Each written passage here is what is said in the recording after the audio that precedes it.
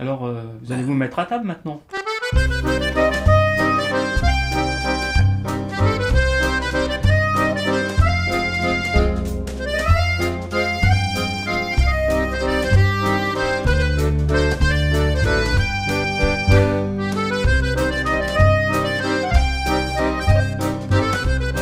Ben, je l'ai connu grâce à Boudard, grâce à Nucera. On m'a demandé un jour de faire un livre sur Robert Lajat. Et alors, on s'est rencontrés à la Galoche d'Aurillac. Hein. Il y avait une Nucera, il y avait une autre dame, je ne me souviens plus du nom. Il y avait Robert. Et alors Robert, c'était vraiment le titi parisien. À l'époque, il avait 67 piges, hein, l'âge que j'ai maintenant. Alors il m'a fait rigoler quoi. Il employait des mots d'argot, il y allait de la tête, je me rappelle, il y allait de la tête, il y allait du gadin, risquer la peine de mort, les biftonards. Il m'a fait rigoler quoi. Alors on s'est tout de suite entendu et j'ai dit banco pour le bouquin. Alors, il avait écrit des cahiers, lui. Hein, il avait écrit des cahiers, oui, oui. Alors, j'ai repris tous les cahiers et je les ai complètement refondus à ma sauce en lui posant des questions de temps en temps. J'ai recréé le bouquin. Mais alors, c'est cette parole de Robert Lajat qui était incroyable. Il avait des façons de faire. Il disait, dis non, toi, mon pote, si j'éternue, tu vas aller t'asseoir. Hein. Et puis alors, quand il était à la caisse du Balageau, il y avait un gars qui lui serrait la cuillère un peu mollement. Il dit, c'est comme ça que tu serres la main aux hommes, toi? Tu veux pas un peu appuyer, non? Et puis alors, il était drôle, quoi. Un jour, on faisait une émission de télé. Il arrive... alors, derrière la caméra, il y avait son fils, Jackie Corne, le patron du Balageau, maintenant, Daniel Schmitt. Alors, Robert! Alors, il fait, ouais, Robert l'habite en l'air. Enfin, bon, il avait... Alors, bon, il disait toujours, je suis le taulier du Balageau. Et un jour, interview aussi, alors je dis, je vous présente Robert Lajat, le taulier du Balageau. Et il me regarde, il dit, tu peux pas dire le big boss, ça fait quand même un peu plus distingué. Il vous mettait toujours sur les fesses, ce mec-là, vous voyez. Voilà, c'était vraiment le mot toujours pour rire, quoi. Et que, quelquefois, on oubliait un peu les mots qu'il avait pris. Tandis que Robert, lui, il était plus calme. C'était un peu la mitrailleuse Hotchkiss, vous voyez, un coup, boum. Mais alors, ça faisait mouche. Mais Privat tout le temps aussi, hein. Alors, par exemple, je lui disais alors, bon, t'es d'où, toi? Je suis de la rue des Palnoyaux. Puis alors, il disait, c'était le Carlton. Là-bas, t'avais les Tartis au deuxième, t'avais la Lance au premier.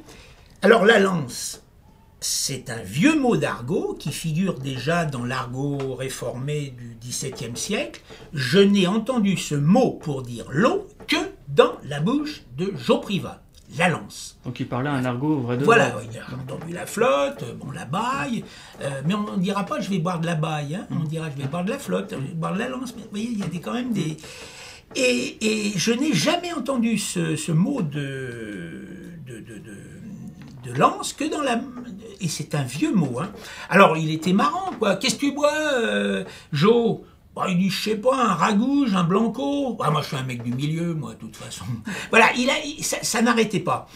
Et je me souviens qu'un jour, on avait fait une émission, on les entendait parler tous les deux, avec Sylvie Andreu. Ils parlaient tous les deux au Balageau, Privat et Robert. Et progressivement, elle a chanté, Sylvie Andreu. Et on a entendu, qui donc, Gabin et Ventura dans Touchez pas au Grisby. Bah, c'était la même chose. Après, on est revenu à Privat, c'était la même chose. Sauf que c'était du vrai. C'était du vrai.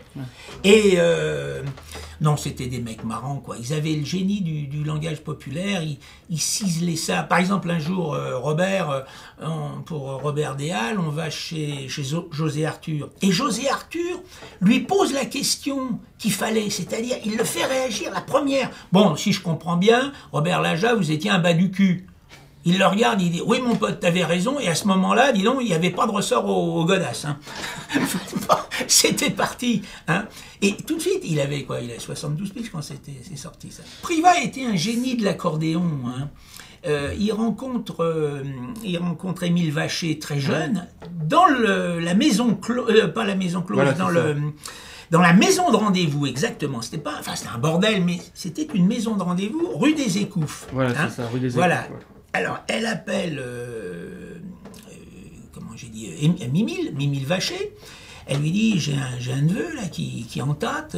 Ah oui, tiens, bah, il a qu'à venir. Alors, le môme Jo, il va, il avait 12-13 ans, avec son accordéon. Et Mimi lui dit, bah, montre-moi ce que tu sais faire, le môme, là. Je parle comme Jo, hein, le môme, là. Alors, il se met à jouer je sais pas quoi. Ah, il dit, c'est pas mal, dis donc, t'as la cadence.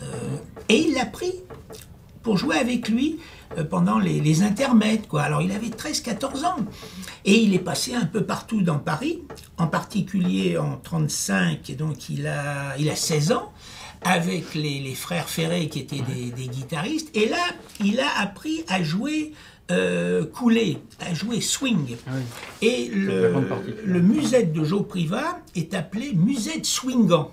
Voilà, comme disait le fakir, c'était son remplaçant. Bah là, Jo, dis donc, après la guerre, quand on a entendu les premiers trucs de Jo, merde, où est-ce qu'il est allé chercher ça? Il dit, parce que alors, dis donc, ça swingait, mais alors ça tournait, parce que faut pas oublier que Jo, c'est un mec qui faisait gambiller, alors que Gus Viseur, il partait trop dans le jazz et c'était pas bon pour les danseurs. Ouais. Voilà la différence, hein.